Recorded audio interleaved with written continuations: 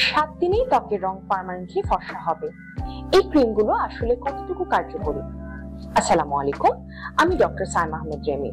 আমার চেম্বারে অনেক রোগীরা আসেন এই ধরনের কনসার্ন নিয়ে যে বাজারে যে রং ফর্সাকারী ক্রিমগুলো পাওয়া যায়, যেগুলোতে বলা হয় যে 7 দিন বা 1 মাসে রং ফর্সা হয়ে যাবে, সেটা কি পার্মানেন্ট সলিউশন দেয়? এই ধরনের ক্রিমগুলো যেগুলো এই চটকদার বিজ্ঞাপন দেখে কিনা হয়, এগুলি ত্বকের জন্য খুবই হার্মফুল।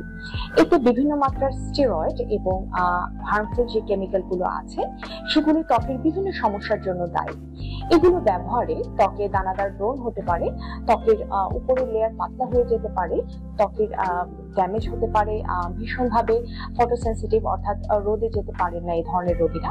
তো এই ধরনের যারা এই ক্রিমগুলো বিভিন্ন মাত্রায় ব্যবহার করছেন, তারা অলরেডি দেখা গেছে যে তাদের স্কিনে ড্যামেজ করে ফেলেছে। এই ধরনের ক্রিমগুলো থেকে অবশ্যই দূরে থাকা প্রয়োজন। এবং যে জেনেটিক্যালি ডিটারমাইন্ড আমাদের ত্বকের রং আছে, সেটি কখনোই পার্মানেন্টলি অনেক বেশি চেঞ্জ করা সম্ভব নয়।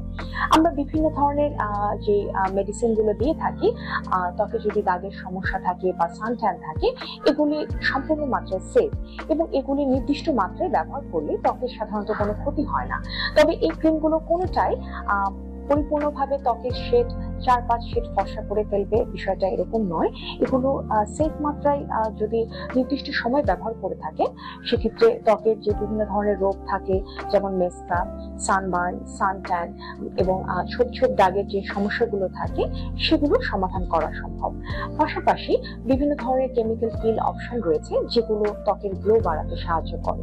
তবে অবশ্যই এগুলো ব্যবহার করার আগে বা এই থেরাপিগুলো নেওয়ার আগে একজন বিশেষজ্ঞ বা ডার্মাটোলজিস্টের শরণাপন্ন হওয়া উচিত। ধন্যবাদ।